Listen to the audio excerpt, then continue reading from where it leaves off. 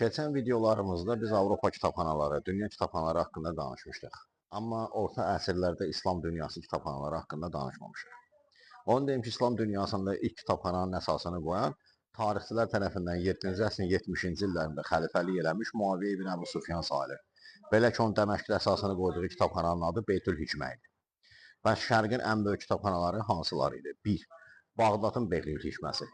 Abbasilər dövründə 800-cü illərin əvvəllərində əsası qoyulan kitabxanada bəzi məlumatlara görə 700 min, bəzi məlumatlara görə isə 800 mindən çox kitab saxlanılırdı. Əl yazma saxlanılırdı. 41-dən çox işçi çalışırdı. 1258-ci ildə həmin kitabxana hülakülər tərəfindən yandırılmaq istəyəndə Azərbaycan alimi Nəsirəddin Tusi 400 mindən çox əl yazmanı Marağa kitabxanasına daşımışdı. İkinci kitabxana Qahirədə Əziz Billah tərəfindən, Fatimi xəlifəsi Əziz Billah tərəfindən yaradılan kitabxanadır ki, həmin kitabxanada bəzi məlumatlara görə 2 milyondan çox əlyazma vardır. Hətta bunu Şərqin ən böyük kitabxanası hesab edənlər var. Üçüncü kitabxana Nizamiyyə mədrəsəsinin kitabxanasıdır.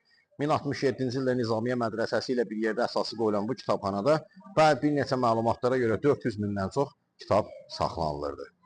Dördüncü kitabxana 10-cu əsrin 70-ci illərində Kordoba xəlifəsi 2-ci Əbdürrəhman tərəfindən qoyulan Kordoba kitabxanasıdır ki, həmin kitabxana Qərbin ən böyük kitabxanası sayılırdı.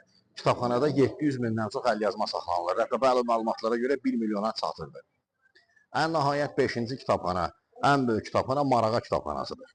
1259-cu ildə Hacı Nəsirəddin Tusi tərəfindən əsası qoyulmuş olan bu kitabxanada 1 milyondan çox kitab nüsxəsi saxlanılırdı.